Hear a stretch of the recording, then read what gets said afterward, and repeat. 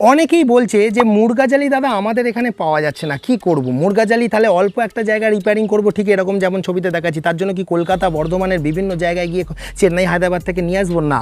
একটা কথা বলছি, অনলাইন থেকে অর্ডার দেওয়ার সময় একটা জিনিস খেয়াল রাখবেন যে জালটা আনছেন তার কত জিএসএম কি কিচ্ছু জানার দরকার নেই। সহজ হিসাবে বলছি, আপনার হাতের এই 4 আঙুলের মধ্যে যে 4টে আঙুল যদি ওই জালের ফুটো দিয়ে গলে তবেই সেই জালটাকে আপনারা ইউজ করবেন।